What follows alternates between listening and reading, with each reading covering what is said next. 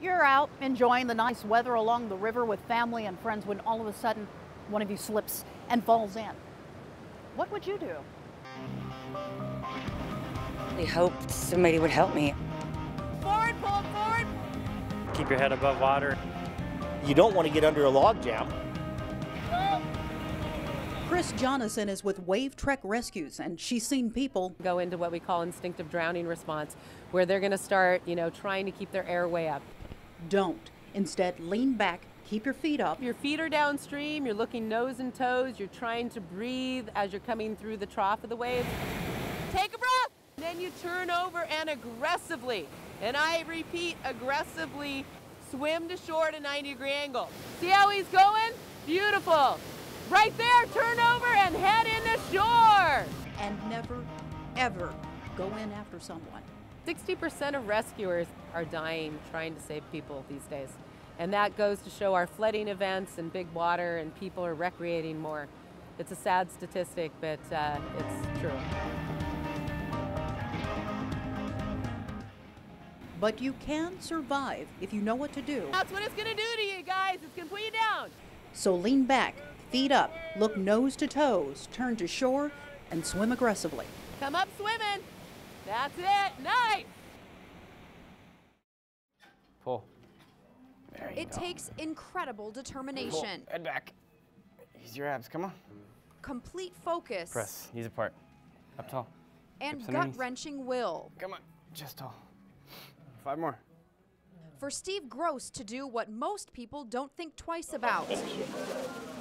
Steve is a paraplegic. He got hurt 5 years ago on a dirt biking trip. All of a sudden the trail just dropped off. It seemed like it took forever to fall, and I could see his foot peg sticking up, and I was either going to take his foot peg down my chest, rip me open, or I could have went head first in the bottom of his bike.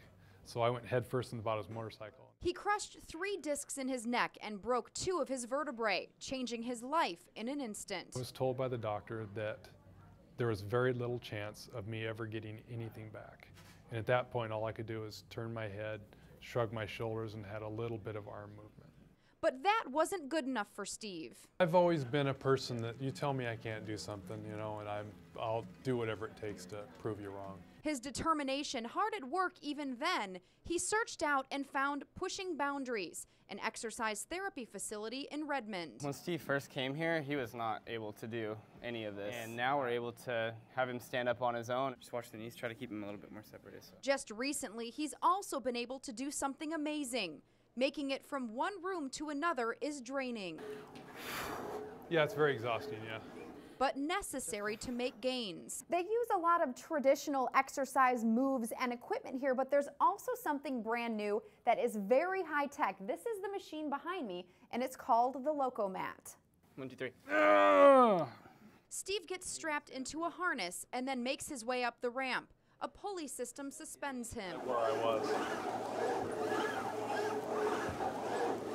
People are able to mimic walking over ground, which helps improve weight bearing, blood circulation. You learn the right steps you need to make, and then also when you're on it, it knows how much you're working, how much you're helping, and you can lower the machine, how much the machine is helping down, so you do more of the work. Knees apart. He knows every day isn't perfect, It's all right, don't get frustrated. but he's willing to put in the work, keeping a positive attitude that he will reach his goal. There's always a chance, there's hope, and you need to hang on to that. The day I take my first step will just be huge, to take one step without anybody hanging on to me. That will be another life-changing instant when his determination pays off. In Redmond, Dana Rebick, Q13, Fox News. Neil Chisholm is on a mission on the docks. There's all kinds of styrofoam in here. There's styrofoam bits everywhere. And on the water. Oh, we got plenty to work with here. He's an engineering consultant by trade, but on the shoreline, he's a one-man wrecking crew. These are the rags they use to sop up oil spills. So we don't want to leave that in the water. More styrofoam. Neil has spent the last 6 months cleaning up trash and debris that's been dumped into the Duwamish waterway. Yeah, and I found this morning, so just everything you can imagine. Just some of the disgusting stuff here. Twice a week, you'll find Neil tooling around in his cataract. You name it, he's found it. Old fishing gear, plastic, styrofoam, food cartons. And along the way, he's studying how river currents affect where the trash goes. To go up and down the sides about a mile south of here and check on the trash, remove the trash, and see how much is coming in, see how much is going out, and trying to stop it before it gets to the ocean. The Duwamish waterway is home to lots of wildlife, like fish and birds. But it's trash like this that's found in the water and on the beach that's not only an eyesore, but is hazardous to their health. So those birds will eat these things, and one of these things will just, it'll take the bird down. Neil isn't paid a dime for any of his work. It's simply a labor of love for the environment. And a reminder, he said, that it should be everyone's mission to stop dumping our junk in the Duwamish. We live in one of the prettiest cities and areas in the world, and this is just unacceptable to have this stuff floating by on a regular basis, and it's bad for the animals. Reporting in Seattle, Darren Dito, Q13, Fox News. Right off the bat, let's toss it around. Cover your bases. You're on TV. I am. No time for a rain check. We'll put her on deck. It's a judgment call now. How many games will it go? How many games is it going to take for us? 7. I think 6, possible 7. I think we'll take it in 6. The people in this office would like to see it go 7. I want to come home. We're going to go game 5. We're going to take it there. So, can we take a game 5? Yeah. Start over. Sorry, buddy, no starting over. We're playing hardball. This is the major leagues. These fans say no need for a changeup. The same thing that we've done all year. Play good ball. I think we need to get back to what got us here. Go back to the original lineup. We're going to do the same thing we've been doing all season. I've been confident all along we win. Not to get off base, we'll keep it in the ballpark. This should be the fastball. What will happen in New York? We need our pitching to work well, and then the bats will come along. It's got to be hitting. We got to hit the ball better. We need to get guys on. We need to hit and run. We need to bunt. Take the Moose. I don't expect it to come back to Seattle. Who's that screwball? Like a strong-armed southpaw, he threw us a curve. Until then, we were batting 1,000.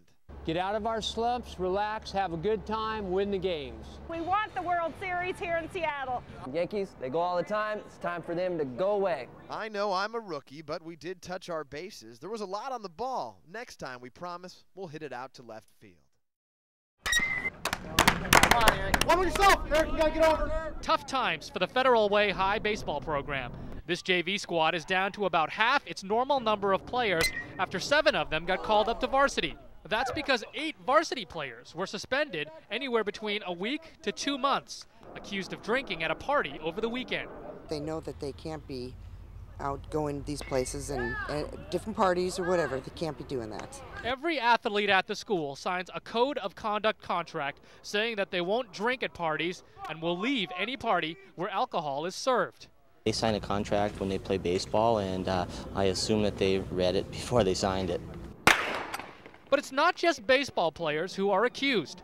School officials say members of the track team, cheerleaders, and soccer players were also among the 30 or so Federal Way high schoolers at the party. It's a good lesson. These younger kids, as they get older, there's going to be temptations there, and it's a good lesson about making decisions in those situations. And while it may cost the baseball team a few wins on the field, school officials hope the suspensions will help save some lives off of it.